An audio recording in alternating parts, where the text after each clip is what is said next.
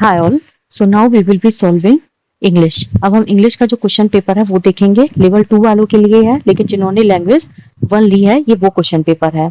तो सबसे पहले यहाँ पे बोला है कि read the passage given below and answer the questions that follow. आपको ये पैसेज पूरा पढ़ना है, उसके बाद जो आपसे क्वेश्चंस पूछे गए हैं ना उनके आंसर्स आपको करने हैं। सो हम जल्दी से रीड कर लेते हैं। Physical health affects a mind and vice versa. जो शारीरिक स्वास्थ्य होता है वो मन को प्रभावित भी करता है और इसके विपरीत भी वो असर डालता है। अगर आपकी फिजिकल हेल्थ सही है तो आपका माइंड अफेक्ट होगा, और अगर आपकी फिजिकल हेल्थ सही नहीं है तो वाइस वर्सा मतलब वो उसके विपरीत भी इफेक्ट डालता है। Which of the two is the more important is like asking the age old question. अब यहाँ पे ये बोला गया है दोनों में से सबसे ज्यादा इम्पोर्टेंट क्या है। ये उस पुराने क्वेश्चन के पूछने जैसा है। पुराना क्वेश्चन क्या था, what comes first, the chicken और द एग, कि सबसे पहले क्या आया था, मुर्गी या अंडा। So, for our present subject, let us clear that a sound mind in a sound body is a prerequisite for high efficiency and good quality work in the office. ये सब बोलते हैं कि अगर बॉडी आपकी सही रहती है तो आप जहां भी काम करेंगे आपका मन लगेगा। तो सबसे पहले आपको ये चीज समझनी पड़ेगी कि ये क्लियर हो जाता है कि स्वस्थ शरीर जो होता है उसी में स्वस्थ मन जो है वो निवास करता है। ये हम बचपन से पढ़ते आ रहे हैं। और हाई एफिशिएंसी के लिए जरूरी होता है कि आपकी बॉडी जो है वो हमेशा फिट रहे, चाहे आप ऑफिस में काम करो, चाहे आप फैक्ट्री में काम करो, चाहे आप फील्ड में काम करो। तो अगर आपको गुड क्वालिटी वर्क चाहिए और हाई एफिशिएंसी वर्क चाहिए तो साउंड माइंड जो है वो साउंड बॉडी में रहना चाहिए।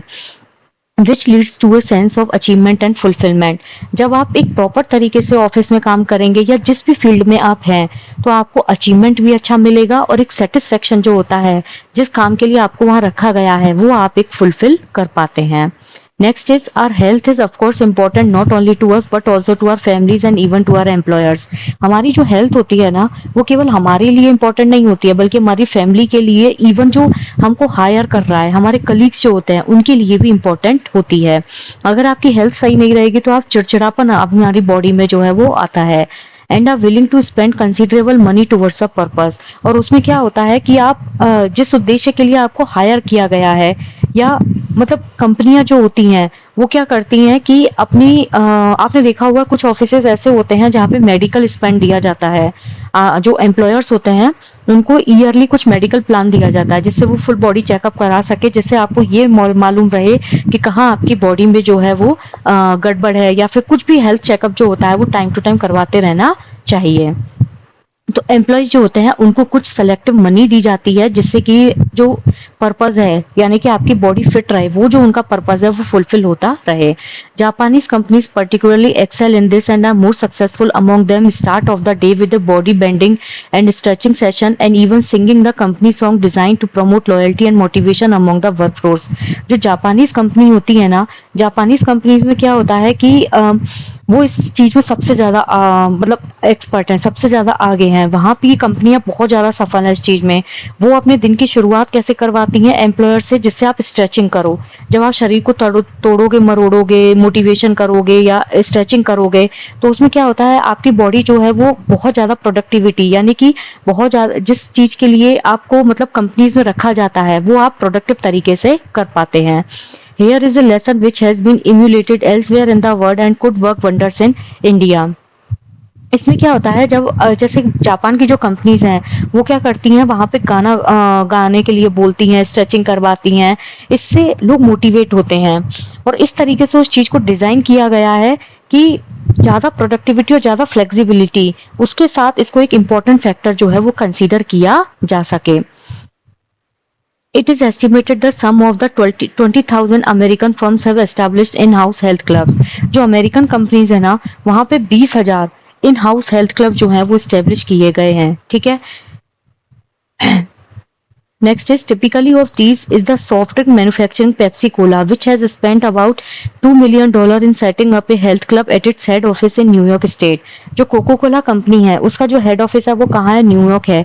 वो हेल्थ क्लब में कितने डॉलर खर्च करती है, $2 मिलियन जो है वो कोको कोला स्पेंड कर चुकी है। Such expenditure has proved to be a wise investment in achieving better efficiency and higher productivity. इस टाइप के जो एक्सपेंडिचर होते हैं ना वो एक वाइज इन्वेस्टमेंट होता है, एक प्रॉपर इन्वेस्टमेंट होता है जिससे कि आप बेटर एफिशिएंसी और हायर प्रोडक्टिविटी जो है उसको अचीव कर सकते हैं। It has indirectly also helped reduce the premium on the health insurance on its staff. इससे क्या होता है, जो हेल्थ इंश्योरेंस है वो धीरे धीरे जो है वो कम हो चुका है, ठीक है। इनडायरेक्ट फॉर्म में जो कर्मचारी हैं, एम्प्लॉयर जो हैं, उनके जो हेल्थ बीमा होता है उस पे प्रीमियम जो है उसको कम करने की कोशिश की गई है। This business has grown so large that hundreds of consultancies have sprung up for the management of health clubs and fitness center. इस बिजनेस का इतना ज्यादा इम्पैक्ट पड़ा है, ये बिजनेस इतने ज्यादा ग्रो कर गया है कि जो 100 कंसल्टेंट्स हैं, 100 कंसल्टेंसीज जो हैं वो क्या कर रही हैं, हेल्थ क्लब और फिटनेस सेंटर जो है उसको मैनेज करने में हेल्प कर रही हैं, ठीक है। Next is, in some cases there is a nominal contribution by the employees on the premise that this way they will help value and use the facilities at a more. कुछ cases में क्या है, बहुत कम contribution होता है employees का। Premise मतलब जिस ऑफिस में वो काम करते हैं, जिसकी वजह से क्या होता है कि जो फैसिलिटीज हैं उनको वो प्रॉपर तरीके से यूज कर पाते हैं, ठीक है। Some insurance companies have teamed up with employers in such ventures as better health contributor to a longer life and hence more premium. कुछ आपने इंश्योरेंस कंपनी सुनी होंगी जो ऑफिस के साथ टाई अप करके रखती हैं, जिससे जो एम्प्लॉयर्स होते हैं ना उनको हेल्थ कंट्रीब्यूशन जो है वो लॉन्गर लाइफ के लिए एक प्रीमियम जो है वो प्रोवाइड किया जाता है। जैसे स्टार हेल्थ इंश्योरेंस होता है, बहुत सारे इंश्योरेंस होते हैं जो कंपनीज के साथ टाई अप करके रखते हैं। उसमें क्या होता है कि उनकी बेहतर लाइफ के लिए या फिर लंबे जीवन के लिए उसमें कहीं ना कहीं वो कंट्रीब्यूट करके चलते हैं। Through many firms in India have generous medical scheme. बहुत सारी मेडिकल फर्म्स जो होती हैं इंडिया में वो जनरस मेडिकल स्कीम के साथ आती हैं। बहुत सारे ऐसे फर्म्स हैं। The movement towards health clubs and yet likely to get momentum.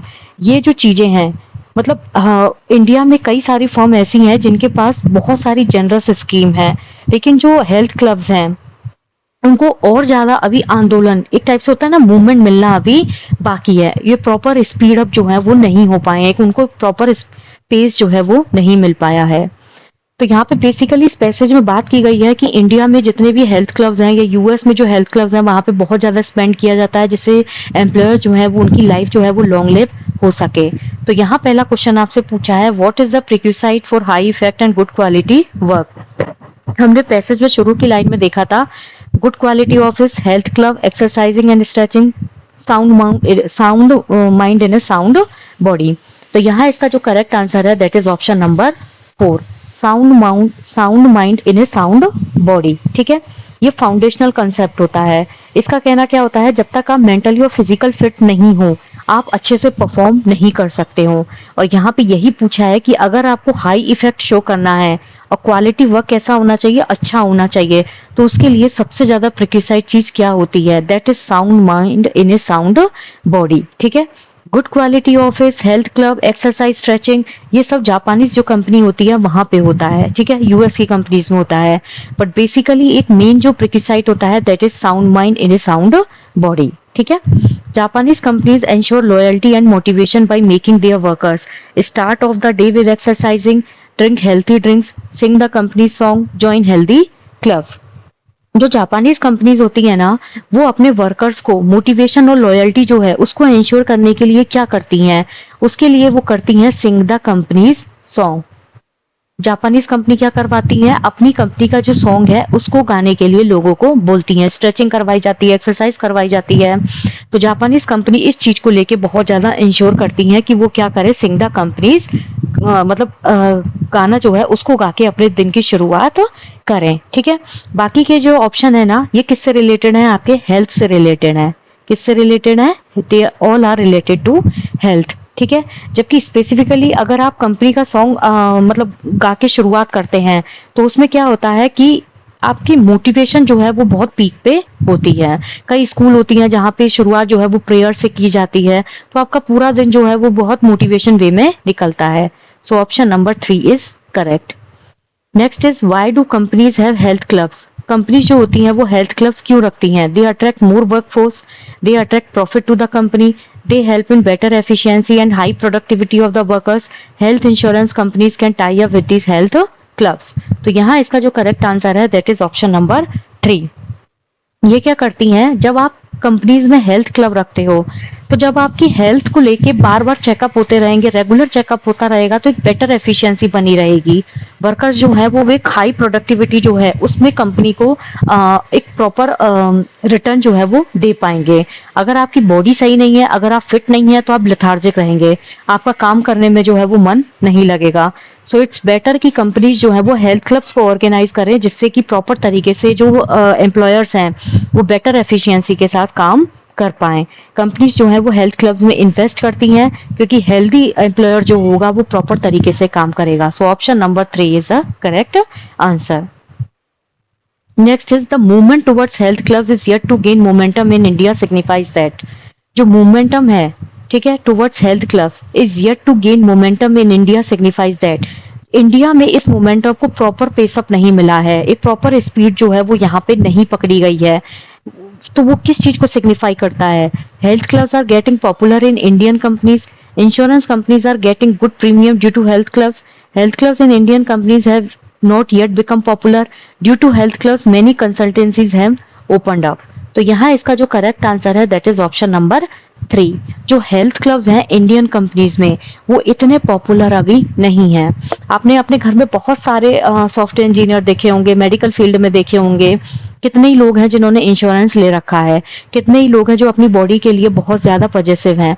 तो इंडिया जो है ना उसमें हेल्थ क्लब्स का जो मूवमेंट है अभी उतना उसने अभी पेस नहीं पकड़ा है, उतना मोमेंटम इंडिया में अभी उसने नहीं लिया है। क्यों?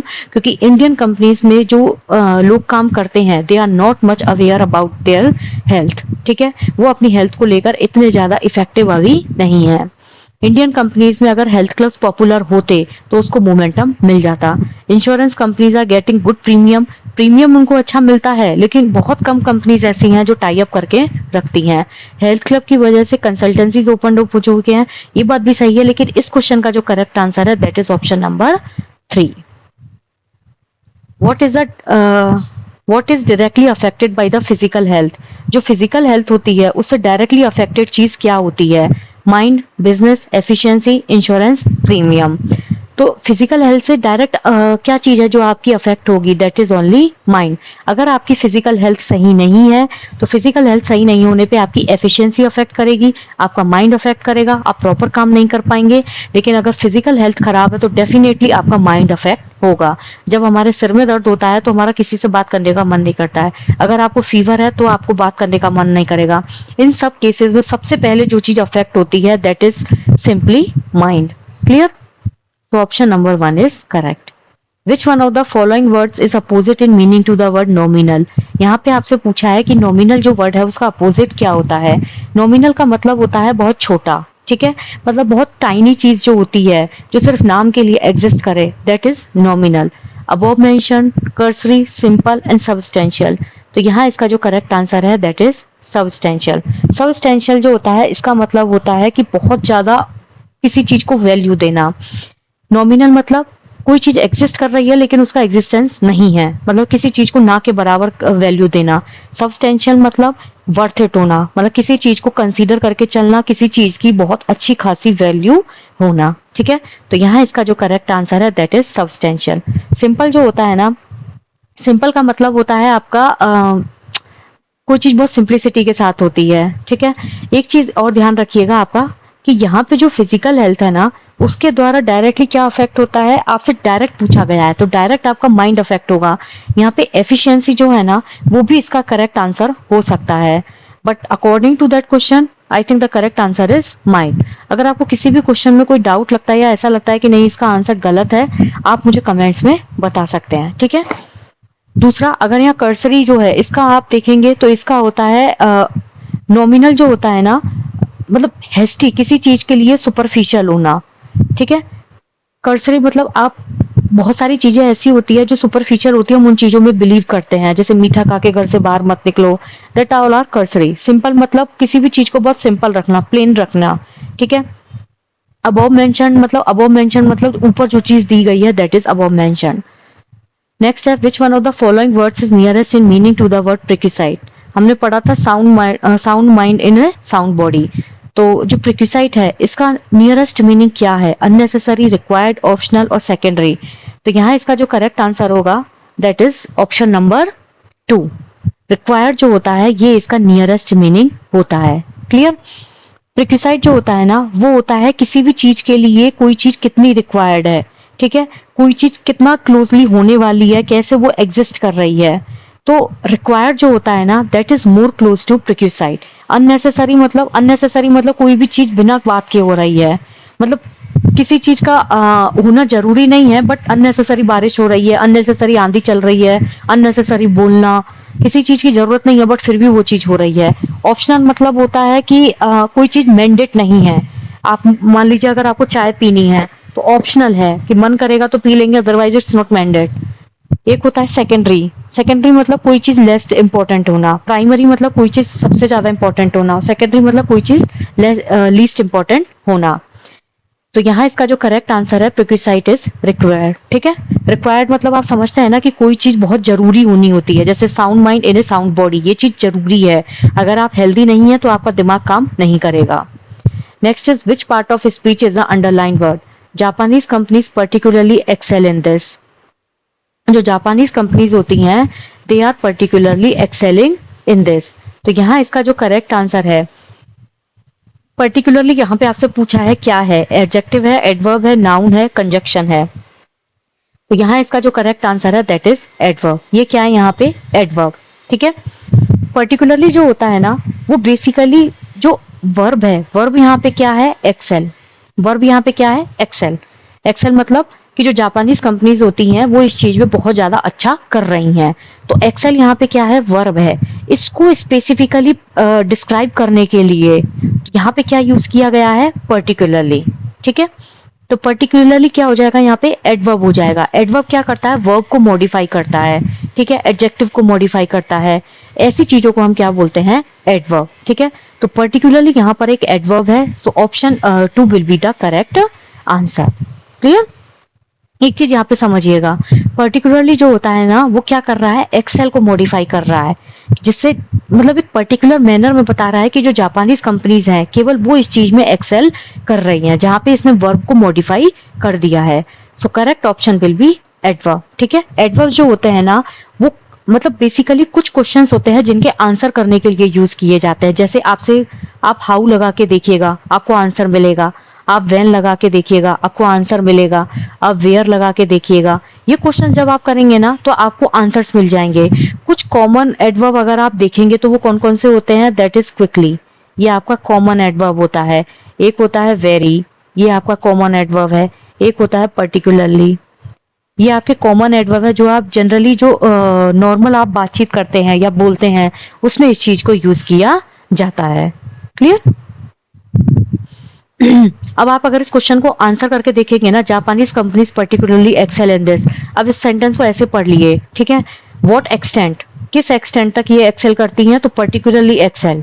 ठीक है, तो यहाँ इसका जो करेक्ट आंसर है that is option number 2। Adjective क्या होता है, जहां पे किसी चीज की आप स्पेसिफिसिटी जो है उसको बताते हैं, यानी कि किसी भी चीज का मतलब उस चीज को स्पेसिफाई करना। विशेषण, नाउन क्या होता है आपका, संज्ञा। कंजंक्शन हमने देखा होगा, दो सेंटेंस को जोड़ने के लिए हम बीच में यूज करते हैं। So here is the correct answer is adverb. Next is identify the clause in the underlined part of the sentence. It is estimated that some 20,000 American firms have established in our health clubs. तो यहाँ आपसे पूछा है कि clause कौन सा है, adverb clause है, एडजेक्टिव क्लॉज है, नाउन क्लॉज है, प्रिंसिपल क्लॉज है। ठीक है, तो यहाँ इसका जो करेक्ट आंसर है that is option number 4। This is your principal clause. ठीक है, यहाँ इसका करेक्ट आंसर क्या होगा, ऑप्शन नंबर 4। प्रिंसिपल क्लॉज क्या होता है, जो एक आपका कंप्लीट सेंटेंस होता है। प्रिंसिपल क्लॉज अपने आप में ही एक मेन सेंटेंस होता है। तो प्रिंसिपल क्लॉज कंप्लीट सेंटेंस है जो अपने आप में ही एक सेंस बनाता है। ठीक है, इस एक होता है आपका एडजेक्टिव क्लॉज। एडजेक्टिव क्लॉज क्या होता है, जो मॉडिफाई करता है। किसको मॉडिफाई करेगा, नाउन और प्रोनाउन को। और बेसिकली जो एडजेक्टिव क्लॉज होता है ना वो किससे शुरू होता है, वो आपका हु से शुरू होगा, या फिर विच से शुरू होगा, या फिर दैट से शुरू होगा। ठीक है, ये चीज याद रखिएगा। जो एडजेक्टिव क्लॉज होते हैं वो नाउन और प्रोनाउन को मॉडिफाई करते हैं। ये किससे शुरू होते हैं, हु से, विच से, दैट से। ठीक है, तो जो इस सेंटेंस में आप देखेंगे इसमें एडजेक्टिव क्लॉज कहीं पर भी नहीं है। एडवर्ब क्लॉज की अगर हम बात करें तो एडवर्ब क्लॉज जो होता है वो वर्ब को मॉडिफाई करता है। किसको मॉडिफाई करेगा, या तो ये वर्ब को मॉडिफाई करता है या फिर ये एडजेक्टिव जो है उसको मॉडिफाई करता है। और एडजेक्टिव क्लॉज किसको मॉडिफाई करता है, या तो नाउन को मॉडिफाई करता है या फिर प्रोनाउन जो है उसको मॉडिफाई करता है। डिफरेंस याद रखिएगा, एडजेक्टिव क्लॉज किसको मॉडिफाई करता है, नाउन और प्रोनाउन को। एडवर्ब क्लॉज किसको मॉडिफाई करता है, आपका एडजेक्टिव को और वर्ब को। ठीक है, जो एडवर्ब क्लॉज होता है वो हाउ, व्हेन, वेयर, व्हाई, इन सब के आंसर्स अगर आपको मिल रहे हैं तो वहां पे क्या होगा, आपको एडवर्ब क्लॉज होता है। नाउन क्लॉज क्या होता है, आपका एक सिंपल मेन स्टेटमेंट होता है। ठीक है, जो इफ और बट से कनेक्टेड रहते हैं। प्रिंसिपल क्लॉज क्या होता है, आपका मेन स्टेटमेंट होता है, एक सिंपल सेंटेंस होता है जो खुद में ही एक सेंस को क्रिएट करेगा। अब इस सेंटेंस को आप पढ़ के देखिए, it is estimated that some 20,000 American firms have established in house health clubs.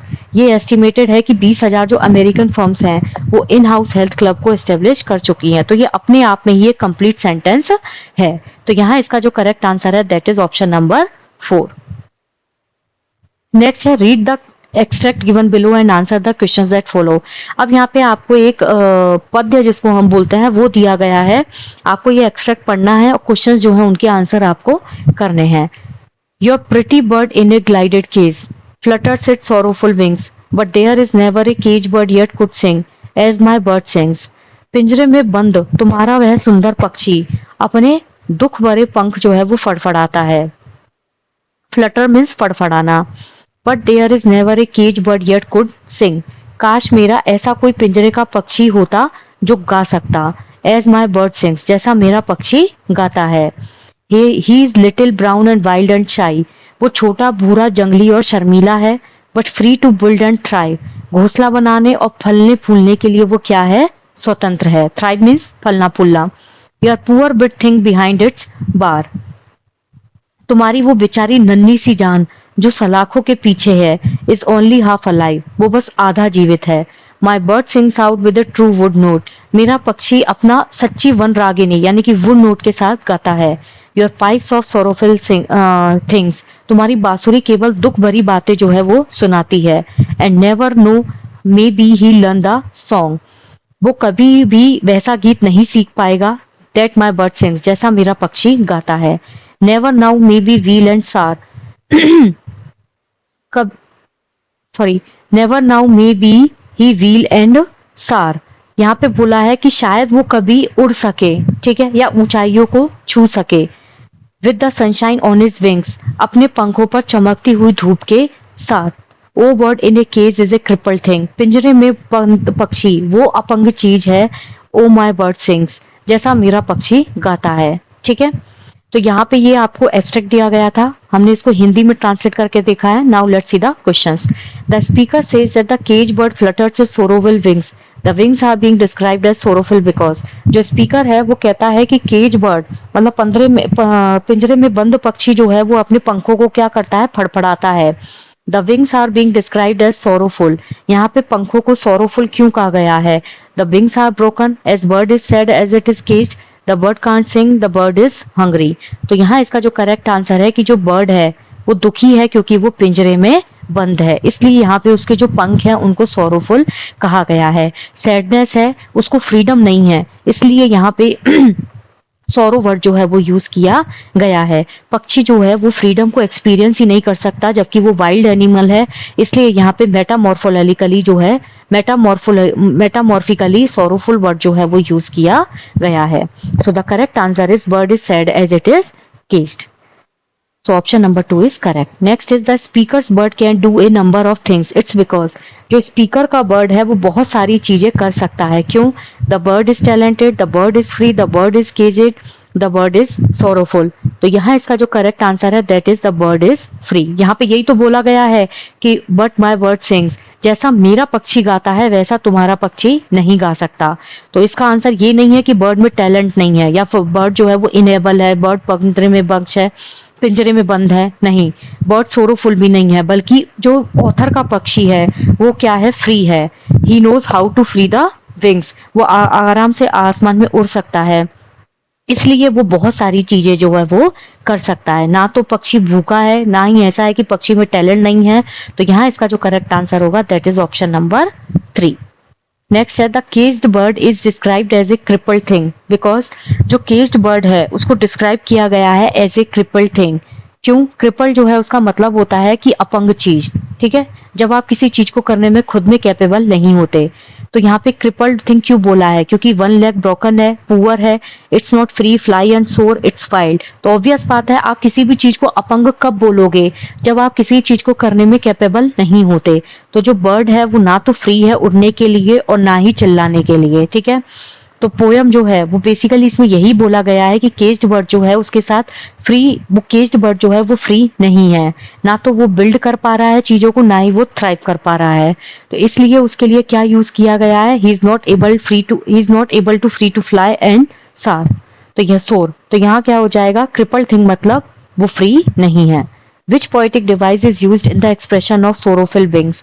यहाँ पे पूछा है कि कौन सी पोएटिक डिवाइस जो है वो यूज हुई है सोरोफुल विंग्स में। Metaphor, सिमिले, transferred epithet and personification. तो सोरोफिल विंग्स मतलब कि पक्षी जो है वो बाहर आसमान में फ्रीली नहीं उड़ सकता, ठीक है। मेटाफर है, ट्रांसफर्ड एपिथेट है, तो यहाँ इसका जो करेक्ट आंसर है दैट इज ऑप्शन नंबर 3। यहाँ इसका होगा ट्रांसफर्ड एपिथेट, ठीक है। जो सोरोफुल विंग्स होता है ना वो एक पोएटिक डिवाइस है जिसमें इस चीज को डिनोट किया गया है कि मतलब बेसिकली इसमें एक एडजेक्टिव जो है ना उसको आपने ट्रांसफर किया है। एडजेक्टिव को कैसे ट्रांसफर किया है? विंग्स कैसे हैं?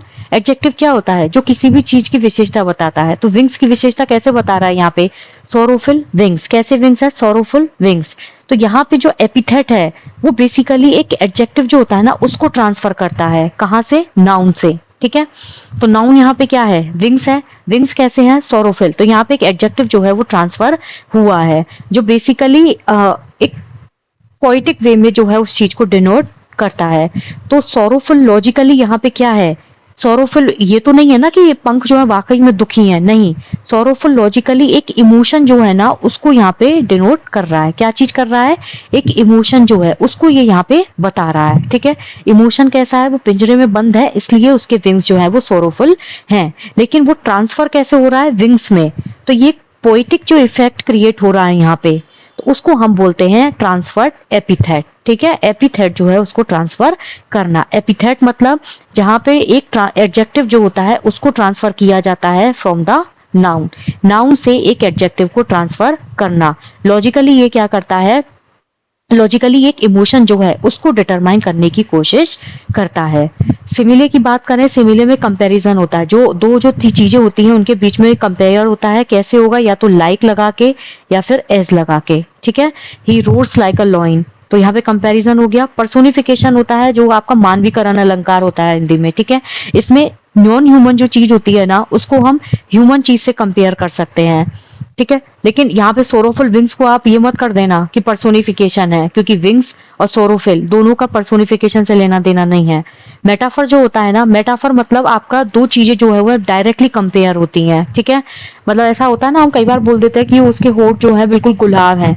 तो यहाँ पे क्या है? आपने डायरेक्ट उस चीज को बोला है। उसकी आंखें जो है वो हिरन, अगर आप ऐसे बोलेंगे उसकी आंखें जो है वो हिरन जैसी हैं तो हुआ आपका सिमिले, क्योंकि आपने कंपेयर किया है, जैसी लगाया है। लेकिन अगर आप डायरेक्ट बोलते हो कि यार उसकी आंखें हिरन है तो यहाँ पे आपने डायरेक्ट उस चीज को इम्पोज किया है। तो यह इसका जो करेक्ट आंसर है that is transferred epithet. Next is what is the theme of the poem?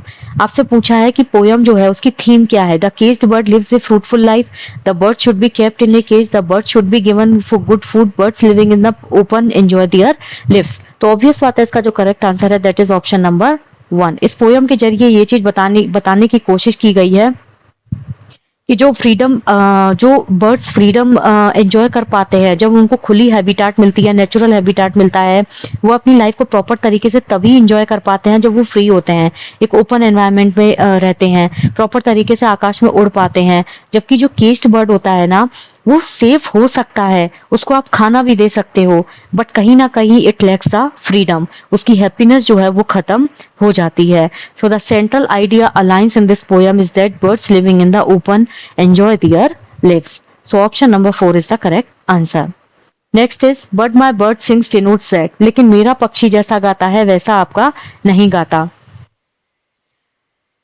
तो ये क्या चीज डिनोट करता है? My bird sing sweetly, my bird is free, my bird doesn't feel free, my bird has regained her voice. So obvious बात है कि इस लाइन का मतलब भी है कि माई बर्ड इज फ्री।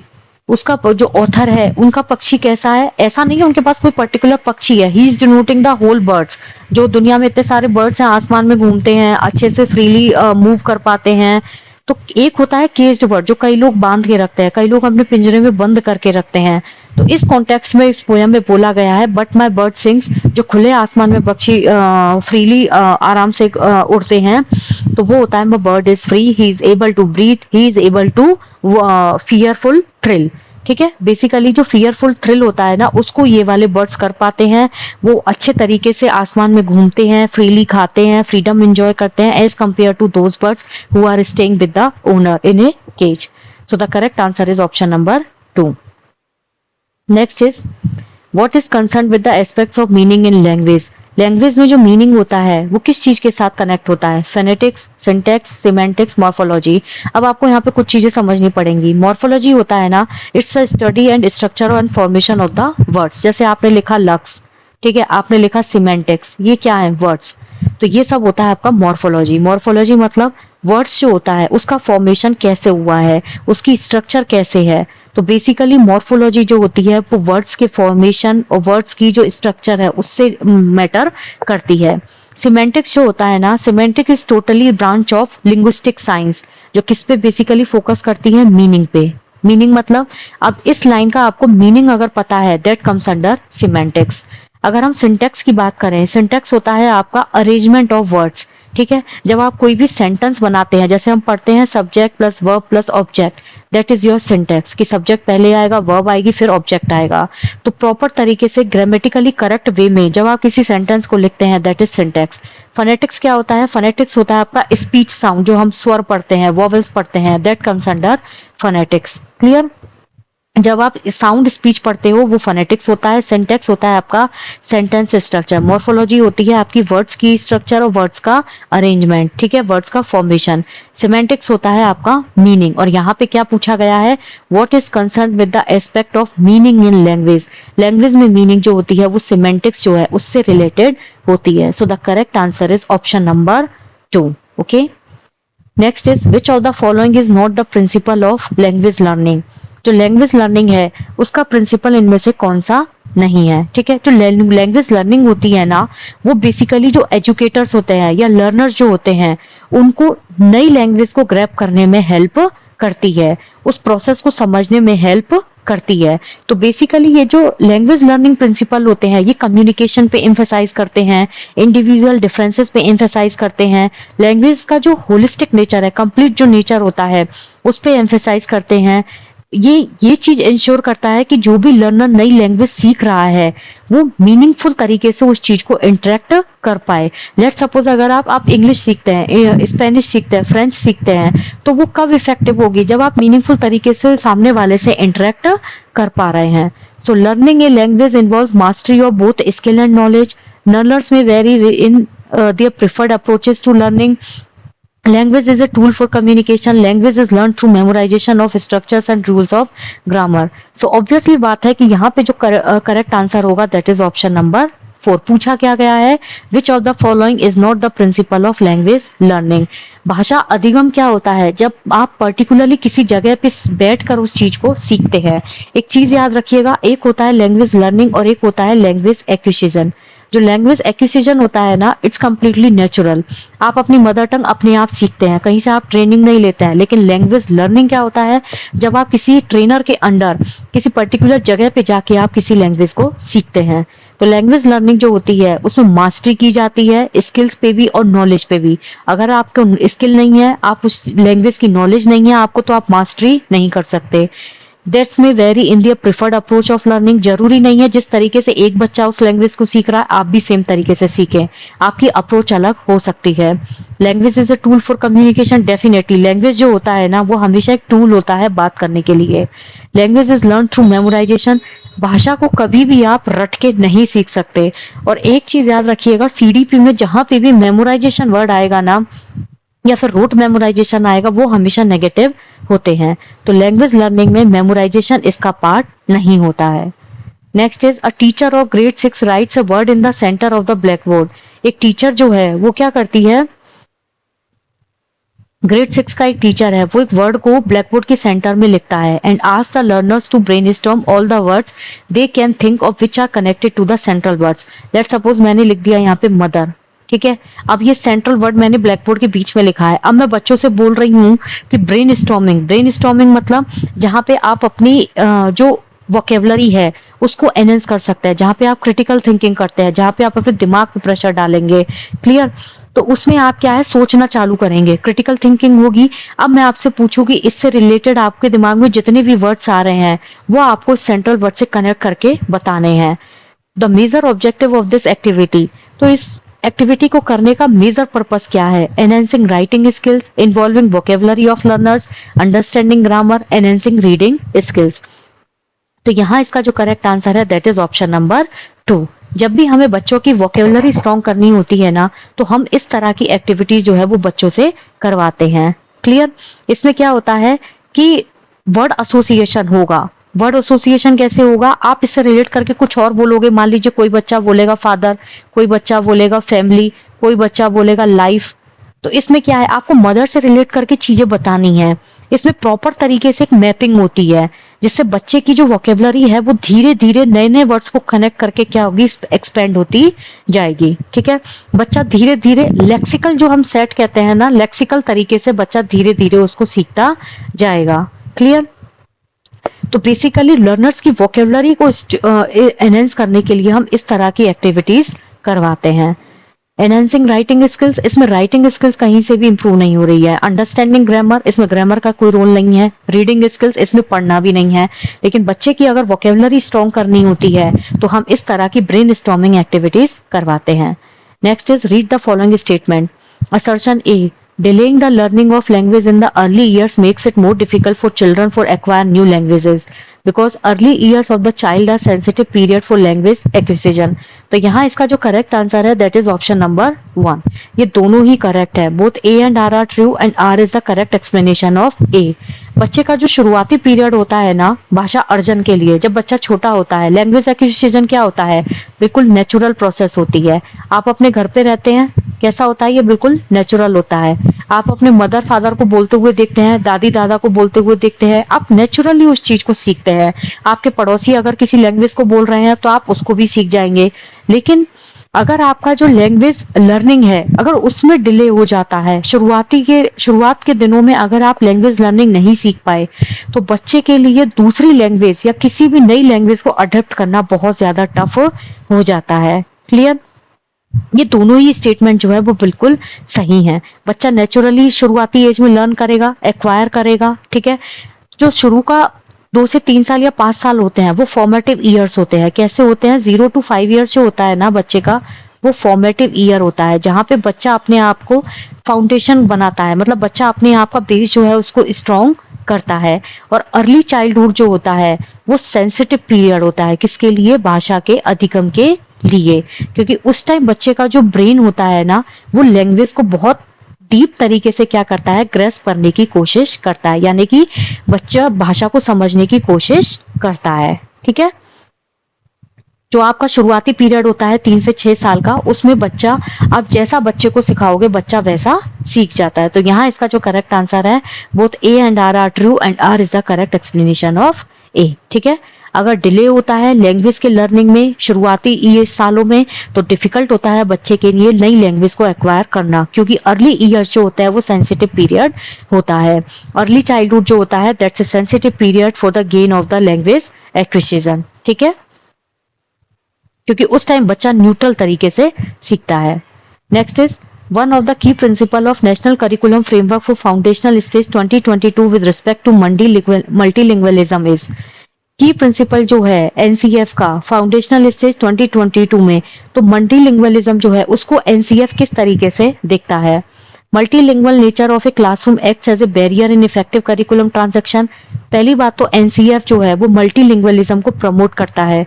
कभी भी क्लासरूम में मल्टीलिंगुअलिज्म बैरियर नहीं होता। बैरियर का मतलब होता है हर्डल नहीं होता है। अगर आप बच्चे की जो लोकल लैंग्वेज है, बच्चे की नेटिव लैंग्वेज को आप रिस्पेक्ट देते हैं तो बच्चा सेफ फील करेगा, बच्चा फ्री फील करेगा, वो खुल के आपसे बात कर पाएगा, बच्चे को ऐसा लगेगा नहीं मुझे भी प्रायोरिटी दी जा रही है, ठीक है। दूसरा है children are not able to pick up multiple oral languages in the early years, ये भी गलत है। बच्चे का जो अर्ली चाइल्डहुड होता है, शुरुआती पीरियड जो होता है जिसे हम 3 से 6 साल बोलते हैं, इसमें बच्चा बहुत नेचुरल तरीके से और बहुत डीप तरीके से बहुत सारी लैंग्वेजेस सीखता है। जब एक बच्चा क्लास में आता है ना तो वो मल्टीलिंगुअल आता है, उसको बहुत सारी छोटी छोटी लैंग्वेज आती हैं। Multilingualism has both cognitive and social cultural benefits. जो मल्टीलिंगुअलिज्म होता है उसमें सोशल और कल्चरल बेनिफिट्स दोनों होते हैं, बिल्कुल सही बात है। अगर मान लीजिए क्लास है, कोई पंजाबी बोल रहा है, कोई हिंदी बोल रहा है, कोई इंग्लिश बोल रहा है, कोई मराठी बोल रहा है, कोई उर्दू बोल रहा है, तो जब आप मल्टीलिंगुअलिज्म को रिस्पेक्ट देते हैं तो बच्चे का कॉग्निटिव डेवलपमेंट, कॉग्निटिव मतलब बच्चे का ब्रेन डेवलपमेंट होगा, बच्चे को एक एक्सपोजर मिलेगा जिससे बच्चे की स्किल्स डेवलप होंगी, क्रिएटिव बनेगा, क्रिटिकल थिंकिंग डेवलप होगी, तो कॉग्निटिव एडवांटेज बच्चे को बहुत ज्यादा मिलता है। बच्चा उस चीज को क्या करेगा, हेरिटेज जो हम बोलते हैं ना, क्रिएटिव तरीके से आगे ट्रांसफर करेगा। एक लिंग्विस्टिक डाइवर्सिटी जो है वो वहां पे क्रिएट होगी। और कल्चरल बेनिफिट्स, बच्चा अलग अलग तरीके से लोगों से मिलके अलग अलग मल्टीलिंगुअल तरीके से कल्चर सीखने की कोशिश करेगा। क्लासरूम में जब आप मल्टीलिंगुअल अप्रोच को वेलकम करते हैं तो बच्चे को एनकरेजमेंट मिलता है, बच्चे को ऐसा लगता है कि नहीं, उसकी होम लैंग्वेज को एक्वायर किया जा रहा है, वो उस चीज को कैसा करता है, सपोर्टिव वे में लेने की कोशिश करता है। और यही एनसीएफ का कहना था, children must be help to unlearn their home language. ये तो बिल्कुल गलत बात है। एनसीएफ तो ये चीज बोलता भी है कि आप बच्चे की जो मदर टंग है वो 5th क्लास तक बच्चे को उसी में पढ़ाइए, ना कि उसको अनलर्न कीजिए। And focus of the school must shift on learning the language of the school. School की कोई लैंग्वेज नहीं होती है, बच्चे को जो लैंग्वेज आती है जस्ट रिस्पेक्ट दैट। जिस बच्चे को जो लैंग्वेज आ रही है सारी लैंग्वेज को सपोर्ट कीजिए, सारी लैंग्वेज को रिस्पेक्ट देके क्लास को मल्टीलिंगुअल बनाइए। सो option number 3 is the correct answer. In some of the speech communities, two different varieties of language coexist, each with a distinct range of social function. This situation is described as, कुछ जो speech communities होती हैं उनमें दो different varieties होती हैं, दो different varieties language की एग्जिस्ट करती हैं और दोनों में ही जो सोशल फंक्शन होता है वो कुछ अलग होता है। एक लैंग्वेज अपर साइड के लोग बोलते हैं, एक लैंग्वेज लोअर साइड के लोग बोलते हैं। इस सिचुएशन को आप कैसे डिस्क्राइब करोगे? कुछ स्पीच जो होती है ना, उन कुछ कम्युनिटीज में क्या होता है, एक ऑफिशियल लैंग्वेज हो जाती है, एक नॉन ऑफिशियल लैंग्वेज हो जाती है। तो जो लैंग्वेज के दो वेराइटीज एक आपस में जो एग्जिस्ट करती हैं उसको हम क्या बोलते हैं? कोड मिक्सिंग, रजिस्टर, डायलेक्ट और डिग्लोसिया। तो यहाँ इसका जो करेक्ट आंसर होगा दैट इज डिग्लोसिया। डिग्लोसिया जो होता है ना, इसे हम भाषा द्वैतवाद बोलते हैं। आपने हिंदी में पढ़ा होगा भाषा द्वैतवाद। यहाँ पे क्या होता है कि एक कम्युनिटी जहाँ पे होती है, it basically describes a community जहाँ पे दो अलग अलग वेराइटीज होती हैं लैंग्वेज की। जैसे एक होती है आपकी हाई वेराइटी, एक कैसी होती है हाई वेराइटी, और एक होती है आपकी लो वेराइटी। जो हाई वेराइटी के लोग होते हैं ना वो फॉर्मल लैंग्वेज में आता है। कैसे आता है? फॉर्मल लैंग्वेज में। जब आप कोई फॉर्मल लेटर लिखते हैं, जैसे लिटरेचर हो गया, गवर्नमेंट हो गया, कोई न्यूज़पेपर है, कोई आर्टिकल आपने छापा है, तो उसमें हम हाई वेराइटी लैंग्वेज को यूज करते हैं। और लो वेराइटी जो होती है ना, that is your informal. Informal मतलब जो हम एवरीडे लैंग्वेज को यूज करते हैं। जब आप दो फ्रेंड्स आपस में कम्युनिकेट करते हैं तो लैंग्वेज बहुत इनफॉर्मल हो जाती है, लैंग्वेज बहुत नॉर्मल हो जाती है। लेकिन जब आप कोई लेटर लिख रहे हैं किसी ऑफिशियल आदमी को या कॉलेज में कोई लेटर लिख रहे हैं, देन लैंग्वेज बिकम्स फॉर्मल। ठीक है, इट कम्स अंडर डिग्लोसिया, जिसे हम द्वैतवाद बोलते हैं। एक होता है कोड मिक्सिंग। कोड मिक्सिंग मतलब जिसको हम नॉर्मली हम बोल देते हैं इंग्लिश। आपने कई बार ये वर्ड सुना होगा इंग्लिश, जहाँ पे हिंदी और इंग्लिश जो होती है बिना किसी एफर्ट के हम फ्रेज, ग्रामेटिकल सारे सेंटेंसेस को मिक्सअप कर देते हैं। एक ही सेंटेंस में या एक ही कन्वर्सेशन में सब कुछ यूज कर दिया जाता है। ठीक है, बेसिकली जो एवरीडे कम्युनिकेशन होता है, चैटिंग होती है, वहां पे हम इसको यूज करते हैं। जैसे आपने बोला कोड मिक्सिंग में, यार मेरा लैपटॉप नहीं चल रहा, ठीक है, तो आपने यहाँ पे हिंदी भी यूज कर ली और इंग्लिश भी यूज कर ली। ठीक है, जैसे कल की मीटिंग के लिए प्रेजेंटेशन रेडी करना है, तो प्रेजेंटेशन यहाँ पे क्या हुआ? इंग्लिश हुआ। मीटिंग क्या हुआ? इंग्लिश वर्ड हुआ। और कल की ये सब क्या हुआ? तैयार करना है, ये सब क्या हुआ? आपका Hindi words. That is code mixing. फिर होता है डायलेक्ट। डायलेक्ट जो होता है ना, डायलेक्ट इज लाइक आपकी जो क्षेत्रीय भाषा होती है, मतलब एक बोली जो होती है ना, उसको हम डायलेक्ट बोलते हैं। जैसे अवधी, मारवाड़ी, भोजपुरी, ब्रजभाषा, ये बेसिकली लोकल लैंग्वेज होती है, क्षेत्रीय भाषा होती है। ठीक है, एक होता है रजिस्टर। रजिस्टर जो होता है ना, रजिस्टर इज बेसिकली कि आप किस पर्पस से किस लैंग्वेज को यूज कर रहे हैं। आप जिससे बात कर रहे हो, जब बात कर रहे हैं आपका लहजा क्या है, आपका ट्यून क्या है, ये आपका रजिस्टर होता है। रजिस्टर जो होता है ना, एक होता है आपका फॉर्मल रजिस्टर, एक होता है आपका इनफॉर्मल रजिस्टर और एक होता है आपका टेक्निकल रजिस्टर। ये 3 रजिस्टर होते हैं, ठीक है, फॉर्मल, इनफॉर्मल और टेक्निकल। रजिस्टर मतलब बेसिकली आपकी टोन, आपके भाषा का लेवल बदलता है। जब आप फॉर्मल लैंग्वेज की बात करेंगे, फॉर्मल रजिस्टर मतलब औपचारिक शैली, ये बेसिकली स्कूल्स में, ऑफिसेज में, रिसर्च पेपर में, स्पीच में, इसमें ग्रामर जो होती है वो बिल्कुल परफेक्ट होनी चाहिए। लिटरेचर जब जब आप बनाते हैं तो आप बहुत ग्रेसफुली लैंग्वेज को यूज करते हैं, जैसे please grant me the leave, आप मुझे परमिशन दीजिए, तो ये सब बहुत फॉर्मल वर्ड्स होते हैं। इनफॉर्मल जब हम डेली में हम जो बात करते हैं, जैसे आप अपने फ्रेंड से जैसे बात कर रहे हैं, फैमिली से जैसे बात कर रहे हैं, जैसे कि और क्या हाल है, this is your informal register, ठीक है, लोकल लैंग्वेज। एक होता है टेक्निकल रजिस्टर। टेक्निकल रजिस्टर जो होता है ना, इसे हम जैरगोन भी बोलते हैं, जार्गोन या जैरगोन जो होता है वो भी हम इसे बोलते हैं। बेसिकली ये कंप्यूटर में यूज होती है, मेडिकल लाइन में इसे यूज किया जाता है। जब बहुत ज्यादा 2 एक्सपर्ट लोग आपस में बात करते हैं ना, देन वी से it's a technical term. Clear? तो यहाँ इसका जो करेक्ट आंसर है ऑप्शन नंबर 3। एक चीज और, कोड मिक्सिंग होती है और एक होता है कोड स्विचिंग। कोड स्विचिंग मतलब जब आप कोई भी एक सेंटेंस बोलते हैं ना, आप हिंदी से इंग्लिश, इंग्लिश से उर्दू, उर्दू से स्पेनिश, इसमें जब आप ट्रांसफर होते हैं then it's become code switching. जैसे आपने बोला कि यार आई नीड योर लैपटॉप क्योंकि कल मुझे ऑफिस जाना है, it's completely 2 different statements, first one is English, second one is Hindi, so you basically switched from Hindi to English, it's called code switching. Code mixing जहां पे आपने 2 लैंग्वेज जो है उसको एक सिंगल सेंटेंस में यूज किया है। Next is children work in pairs. A text is divided in half. One child reads a text for the partner which the other child writes. Two of them work out the whole text. The activity is called. Basically इसमें बोला गया है कि एक मतलब partial dictation type का एक collaborative work है ये। बच्चे क्या कर रहे हैं, पेयर्स में काम कर रहे हैं। ये बच्चे पेयर्स में बैठे हुए हैं, एक टेक्स्ट है जिसको आधा आधा डिवाइड कर दिया है। एक बच्चा क्या करेगा, टेक्स्ट को पढ़ेगा, दूसरा बच्चा क्या करेगा, उसको लिखेगा। सेम वाइस वर्सा हो जाएगा, दूसरा वाला पढ़ेगा, पहला वाला लिखेगा, ठीक है। पूरा टेक्स्ट ये इस तरीके से काम करते हैं। इस एक्टिविटी को क्या बोला जाता है, running dictation, partial dictation, word web and story telling. इसको हम बोलते हैं पार्शियल डिक्टेशन। क्या बोला जाता है इसको, पार्शियल डिक्टेशन। इसमें क्या होता है, काम जो है उसको आधा आधा बांट दिया गया। पार्शियल डिक्टेशन जो होता है ना, ये क्या होता है, आपका कोलैबोरेटिव अप्रोच होती है। कैसी होती है, कोलैबोरेटिव एक्टिविटी या कोलैबोरेटिव अप्रोच, जिसमें बच्चे जो होते हैं वो पेयर्स में काम करते हैं किसी भी टेक्स्ट को कंप्लीट करने के लिए। एक बच्चा जो है वो टेक्स्ट के पोर्शन को पढ़ेगा, दूसरा बच्चा क्या करेगा, उसको सुनेगा और लिखेगा। तो दोनों बच्चे जो है वो बारी बारी से ये काम करते हैं और पूरा जो टेक्स्ट है उसको क्या करते हैं, लिखते हैं या रिकंस्ट्रक्ट करते हैं, ठीक है। इस प्रोसेस से होता क्या है, बच्चा एक्टिव लिसनर बनता है, बच्चे की एक्टिव राइटिंग होती है, टीम वर्क जो है वो बच्चे के अंदर आता है, ठीक है। बच्चा जो है वो कॉम्प्रिहेंशन स्किल जो है उसको समझने की कोशिश करता है। जो बच्चा लिख रहा है वो कितना करेक्ट है, बच्चों को कितना समझ में आया है। तो basically it's a collaborative approach, जिसमें टेक्स्ट जो है उसको 2 पार्ट्स में डिवाइड करके, लिख के, समझ के, उस चीज को अलाइन करके लिखा जाता है। क्लियर? ये जो एक्टिविटीज होती है ना, ये बेसिकली किस चीज में हेल्प करती हैं, बच्चे की लिसनिंग स्किल्स और बच्चे की जो राइटिंग स्किल्स होती है उसको ये मतलब स्ट्रॉन्ग करने में हेल्प करती हैं।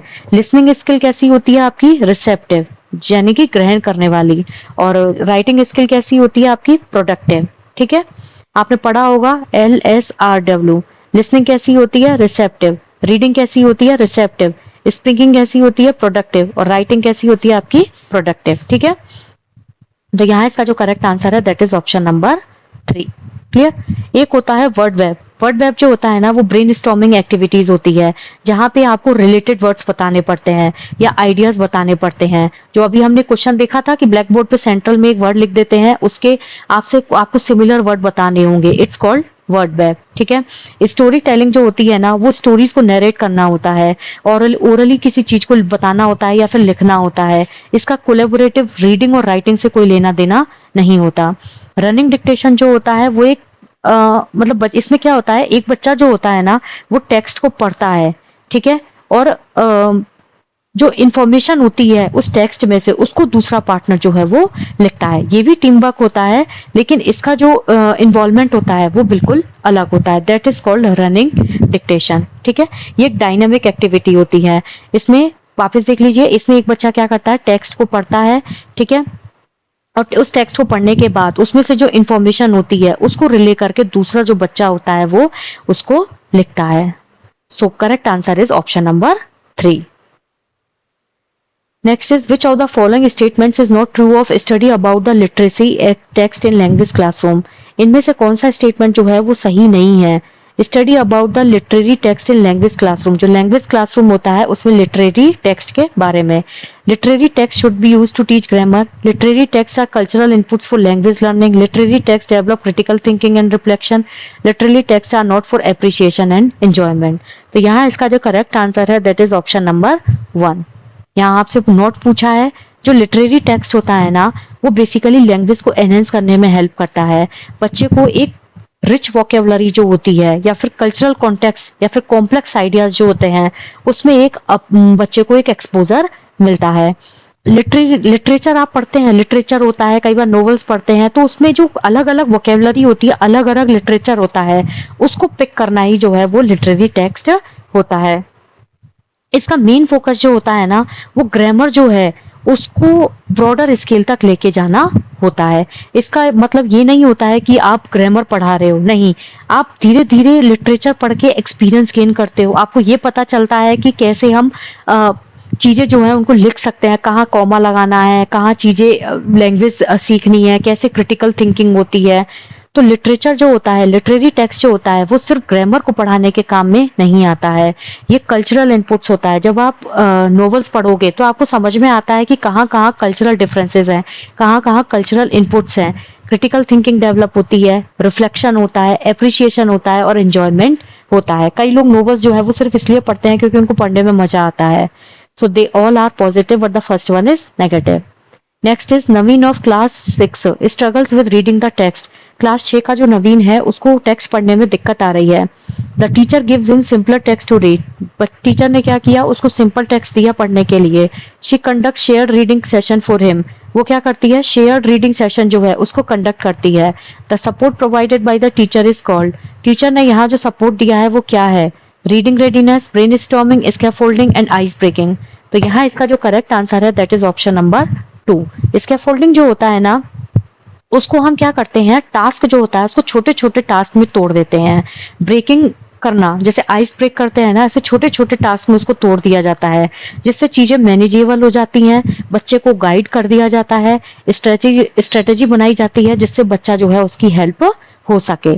तो इस क्वेश्चन में जो है टीचर क्या करता है, टेक्स्ट को सिंप्लीफाई कर रहा है। नवीन के लिए उन्होंने क्या किया, चीज इजी कर दी, कैसे, उसको शेयर्ड रीडिंग जो है उसमें इन्वॉल्व करके। इससे क्या होगा, बच्चे को कॉम्प्लेक्स फील नहीं होगा, बच्चा ग्रेजुअली रीडिंग करना स्टार्ट कर देगा और बच्चे के लिए थोड़ा सा चीजें एसेसिबल हो जाएंगी। टीचर उसको सिंपल टास्क दे रही है। सबसे पहले टीचर ने क्या किया, सिंपल टेक्स्ट दिया, फिर शेयर रीडिंग की, तो धीरे धीरे टीचर ने क्या किए, उन चीजों को ब्रेक करना स्टार्ट कर दिया। तो स्कैफोल्डिंग जो होता है वो लेव वाइगोत्स्की जो है उन्होंने अपनी थ्योरी में दिया था।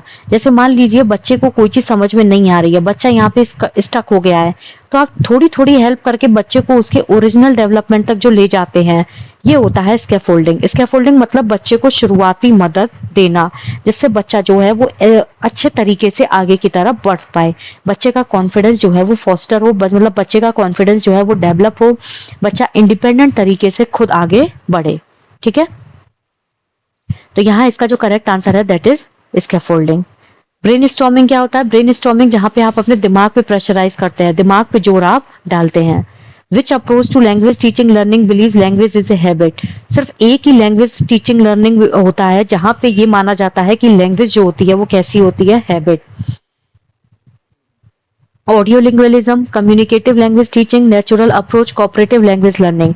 जो ऑडियो लिंग्वल मेथड होता है ना, जिसे हम ऑडियो लिंग्वलिज्म कहते हैं, उसी में ये माना जाता है कि जो लैंग्वेज होता है वो कैसी होती है, हैबिट होती है। ये इसका मेन फीचर होता है। ओरल अप्रोच जो होती है, इसमें प्रोनाउंसिएशन जो होता है ना उसको ड्रिल, कंटिन्यूअस आपको रिपीटेटिव ड्रिल कराया जाएगा, डायलॉग डिलीवरी प्रैक्टिस करवाई जाएगी। ठीक है, छोटे छोटे से ग्रुप्स बना के, छोटे छोटे से बच्चों के साथ बिठा के, तो छोटे छोटे ग्रुप बना के मोटिवेट किया जाएगा, चीजें आपको रटवाई जाएंगी। डायलॉग डिलीवरी जो होती है ना वो ऑडियो लिंग्वल अप्रोच का मेन फीचर होता है। ठीक है, कि कैसे बच्चा जो है वो प्रॉपर तरीके से डायलॉग को डिलीवर कर पा रहा है। लैंग्वेज लर्निंग जो होती है ना, इसका मेन प्रिंसिपल होता है हैबिट फॉर्मेशन, चीजों को मेमोराइज करना, चीजों को रटना, ये इसमें क्या होता है, इंपॉर्टेंट होता है। सीएलटी जो होता है ना, सीएलटी में क्या होता है, आपका बच्चा खुद से कम्युनिकेट करता है। सीएलटी में फोकस किया जाता है कि बच्चा मीनिंगफुल तरीके से चीजों को सीखे। नेचुरल अप्रोच जो होता है, दैट्स योर डायरेक्ट मेथड, जिससे बच्चा जो है वो डायरेक्ट अपनी टारगेट लैंग्वेज को सीखने की कोशिश करता है।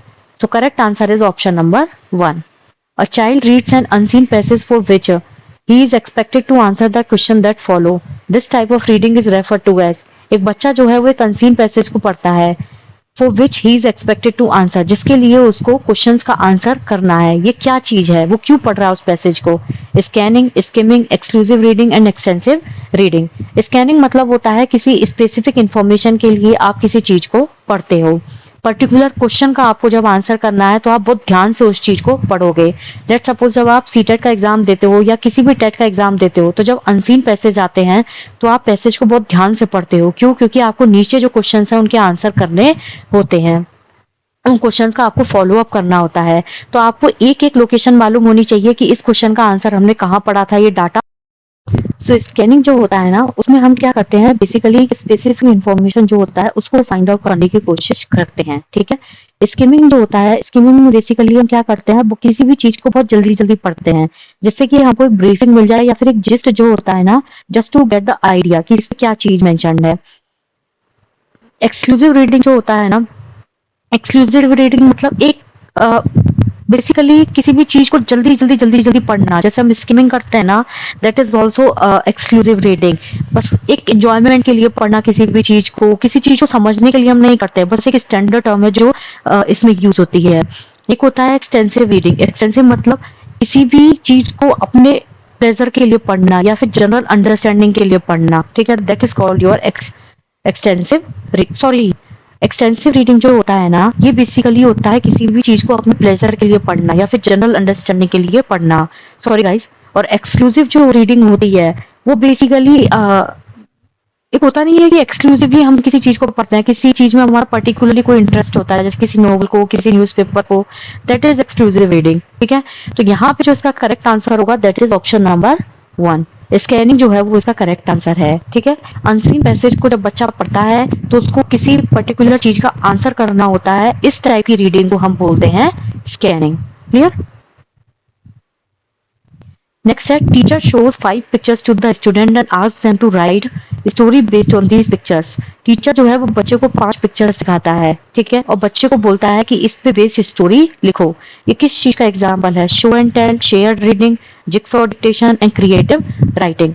तो यहाँ इसका जो करेक्ट आंसर है दैट इज ऑप्शन नंबर 4। ये होती है आपकी क्रिएटिव राइटिंग। टीचर ने क्या किया, बच्चे को कोई भी 5 पिक्चर दिखा दी। लेट्स सपोज हम थर्स्टी क्रो अगर देखें तो 5 पिक्चर दिखा दी। अब बच्चे को बोला गया है इन 5 पिक्चरों को आपस में कनेक्ट करके एक स्टोरी जो है उसको नरेट करो।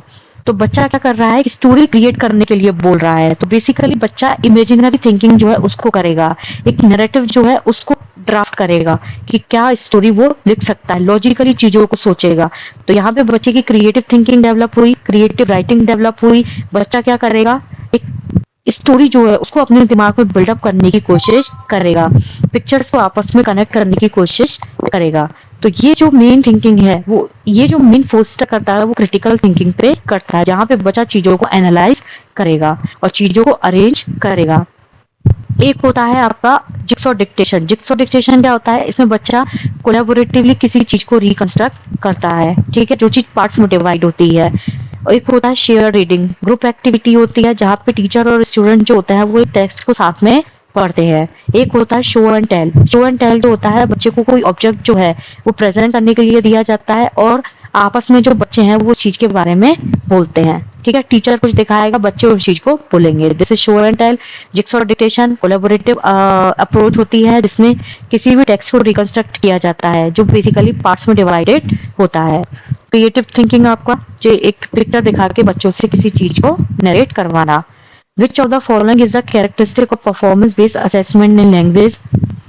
यहाँ पे बोला है कि इनमें से कौन सा परफॉर्मेंस बेस्ड असेसमेंट जो है उसका कैरेक्टरिस्टिक होता है किसमें, भाषा में। Multiple choice question, non interactive performance, decontextualized test items, contextualized communicative task. यहाँ इसका जो करेक्ट आंसर है that is option number 4। Performance based assessment जो होता है ना, ठीक है, बेसिकली ये क्या करते हैं, लैंग्वेज जो बच्चे को जो भी लैंग्वेज आती है उसको कितना मीनिंगफुल तरीके से और कितना रियलिस्टिक सिचुएशन में बच्चा अप्लाई करता है, इसको हम बोलते हैं परफॉर्मेंस बेस्ड असेसमेंट। ठीक है, जैसे मान लीजिए कि बच्चा जो है वो ऐसे राइटिंग में पार्टिसिपेट कर रहा है या फिर ग्रुप डिस्कशन में पार्टिसिपेट कर रहा है या फिर बच्चा कोई ड्रामा कर रहा है या रोल प्ले कर रहा है, तो उसमें क्या होता है, बच्चा परफॉर्म कर रहा है लेकिन साथ साथ में उसका असेसमेंट भी किया जा रहा है। उसमें बच्चा कॉन्टेक्स्ट जो है वो एक पहली बात तो कम्युनिकेट करेगा, अगर ड्रामा करेगा, जीडी में पार्टिसिपेट करेगा या ऐसे राइटिंग करेगा तो कम्युनिकेट करेगा, और कंटेक्सचुअलाइज मतलब प्रॉपर कंटेक्स्ट जो है उसके बेसिस उसके सराउंडिंग में ही वो घूमेगा। बच्चे की जो लिंग्विस्टिक एक्यूरेसी जो होती है ना, उसके अलावा बच्चे की फ्लुएंसी, बच्चे की एबिलिटी कि किस तरीके से उसने लैंग्वेज को समझा है, कितना अच्छे तरीके से वो इंटरेक्टिव कर पा रहा है, कितना अच्छे तरीके से वो उस चीज को लिख पा रहा है, समझ पा रहा है, इन सबको भी इसमें असेसमेंट किया जाता है। अगर हम एमसीक्यूज की बात करें तो ये ट्रेडिशनल असेसमेंट मेथड होता है जिसमें बच्चा जो होता है वो राइट और रॉन्ग जो है एक टाइप से ये टास्क परफॉर्मेंस होता है। ठीक है, नॉन इंटरेक्टिव अगर परफॉर्मेंस की हम बात करें तो इसपे परफॉर्मेंस बेस्ड जो असेसमेंट होता है ना वो यहाँ पे फेल हो जाता है, पता ही नहीं चल पाएगा कि बच्चा कितने मीनिंगफुल तरीके से कम्युनिकेट कर सकता है, क्योंकि जब बच्चा इंटरेक्ट ही नहीं कर रहा है। एक होता है decontextualized test item. Decontextualized test item जो होते हैं ना वो ग्रामर जो एक्सरसाइज होती है उसमें इसको यूज किया जाता है, इसमें भी कम्युनिकेटिव कॉम्पिटेंस जो है वो यूज नहीं होता। तो यहाँ पे क्या होगा, option number 4 is the correct answer. अगर आपको परफॉर्मेंस बेस्ड असेसमेंट चाहिए लैंग्वेज में तो बच्चा कम्युनिकेट करना चाहिए, बच्चा कंटेक्सचुअलाइज करना चाहिए, उसके लिए जरूरी है कि बच्चा इफेक्टिव तरीके से पार्टिसिपेट करे, जीडी में पार्टिसिपेट करे, ऐसे राइटिंग करे, प्ले करे, ड्रामा करे, जिससे हम ये समझ पाए कि बच्चा कितना इंटरेक्टिव और डायनामिक तरीके से लैंग्वेज को सीखा है। Next is read the following statements. Reading is just to understand letter sound relationship and pronounce the words correctly. Because reading is decoding symbols to arrive at meaning. तो यहाँ पे इसका जो करेक्ट आंसर है that is option number 3. B is true but A is false. A गलत क्यों है और B क्यों सही है? Reading is decoding symbols to arrive at meaning. ये बात बिल्कुल सही है। पढ़ने का मतलब क्या होता है? पढ़ने का मतलब होता है कि आप चीजों को कितना अच्छे से समझ पा रहे हो, आप ये एम्फेसाइज कर पा रहे हो या फिर इस चीज पे पहुंच पा रहे हो कि एग्जैक्टली इस सेंटेंस में क्या लिखा हुआ है। जब तक आपको किसी मैसेज का मीनिंग ही नहीं पता चल रहा है, लेट्स सपोज ये लाइन यहाँ लिखी हुई है और teacher has to assess listening skill of her students, जब आपको इसको डिकोड करना ही नहीं आ रहा है कि इस लाइन का मीनिंग क्या है तो आप इस क्वेश्चन को सॉल्व कैसे करोगे। तो रीडिंग जो होती है ना वो डिकोड करना होता है किसको, सिंबल्स को, जिससे कि आप मीनिंग तक पहुंच पाओ। तो ये बात जो है वो बिल्कुल सही है। Reading is just to understand letter sound relationship. अगर रीडिंग का मतलब होता कि आप सिर्फ लेटर और साउंड रिलेशनशिप को समझ पा रहे हो तो वो तो कोई भी कर लेगा। ये हमेशा सिर्फ लेटर और साउंड के रिलेशनशिप को समझना नहीं होता है और आपको वर्ड्स जो है वो करेक्टली प्रोनाउंस करना आना चाहिए, नहीं। बहुत सारे लोग ऐसे होते हैं जो इंग्लिश बहुत अच्छे से बोल तो पाते हैं या फिर हिंदी बहुत अच्छे से बोल पाते हैं, जो भी लैंग्वेज वो बोल रहे हैं बहुत अच्छे से बोल पाते हैं, उनको लेटर साउंड रिलेशनशिप भी पता है, लेकिन जब आपको मीनिंग निकालना ही नहीं आ रहा है, लेट सपोज अगर दो लोग फोन पे बात कर रहे हैं, ये स्पीकर है, ये आपका रिसीवर है, इसने कुछ बोला, मैसेज ट्रांसफर हुआ स्पीकर से रिसीवर तक, स्पीकर ने जो बोला और रिसीवर ने जो सुना उसको ये तो पता है कि कौन सा वर्ड यूज हुआ है, उसको प्रोनाउंस करना भी आता है, उसको लेटर और साउंड का रिलेशनशिप भी पता है, बट रिसीवर को जब ये पता ही नहीं है कि मीनिंग क्या है जो भी स्पीकर ने बोला, तो वहां पे ये कन्वर्सेशन फेल हो जाएगा। तो रीडिंग का मतलब सिर्फ चीजों को समझना नहीं होता, मीनिंग निकालना भी होता है। कॉम्प्रीहेंशन, सिर्फ कॉम्प्रीहेंशन रिक्वायर्ड नहीं होता, सॉरी, सिर्फ कॉम्प्रीहेंशन जो है वही रिक्वायर्ड होता है। कॉम्प्रीहेंशन मतलब समझ, सिर्फ पढ़ना रिक्वायर नहीं होता है। A teacher has to assess listening skill of our students. Which of the following activities can she select as a listening assessment? एक टीचर जो है उससे अपने बच्चों की जो लिसनिंग स्किल है उसका आकलन करना है, तो इनमें से कौन सी एक्टिविटीज जो है वो सेलेक्ट करेगी लिसनिंग असेसमेंट के लिए कि बच्चा अच्छे से चीजों को सुन रहा है या नहीं। Rating the children on their oral presentation, बच्चे के ओरल प्रेजेंटेशन पर रेटिंग देना। Teacher tells a story and after that ask comprehension based questions. Teacher ask children to read a story and after that ask comprehension based questions. Teacher gives vocabulary based task. तो यहाँ इसका जो correct answer है that is option number 2। Teacher को check क्या करना है, बच्चे की लिसनिंग स्किल्स। लिसनिंग स्किल्स जो होती हैं उसको चेक करने के लिए वो क्या करेगी, एक स्टोरी बोलेगी। टीचर ने एक स्टोरी बताई, उसके बाद वो समझ पे क्वेश्चंस पूछेगी। कॉम्प्रिहेंशन बेस्ड मतलब कि बच्चे ने कितना समझा, वो समझेगा कब, जब उसने उस स्टोरी को ध्यान से सुना होगा। ठीक है, आपके मदर ने आपको कोई काम करने के लिए बोला, आप डिकोड तो उसको बाद में तब करोगे जब आप पहले आप केयरफुली उस चीज को सुनोगे कि उन्होंने आपसे क्या करने के लिए बोला है। ठीक है, अगर हम पहला ऑप्शन देखें, rating the children on their oral presentation, ये स्पीकिंग स्किल होती है। क्यों, बच्चा इसमें ओरल एक्सरसाइज कर रहा है, तो इसमें लिसनिंग तो कहीं आई ही नहीं। अगर हम थर्ड ऑप्शन देखें, teacher asked the children to read a story, पढ़ने के लिए बोला है, और आस्क कॉम्प्रिहेंशन बेस्ड क्वेश्चन, तो इसमें क्या है, रीडिंग स्किल जो है उस पर फोकस किया जा रहा है। टीचर ने क्या बोला है, पढ़ने के लिए। अगर हम फोर्थ देखें, वोकेबलरी बेस्ड टास्क, तो वोकेबलरी बेस्ड टास्क जो होता है ना, वो वोकेबलरी को एनहेंस करने के लिए होता है, जिसमें बच्चे को पढ़ना, लिखना, बोलना, ये सब चीजें जो है वो करवाई जाती हैं। वोकेबलरी बेस्ड टास्क जो है उसका लिसनिंग से लेना देना नहीं होता है, ये आपका रीडिंग से, राइटिंग से, स्पीकिंग से।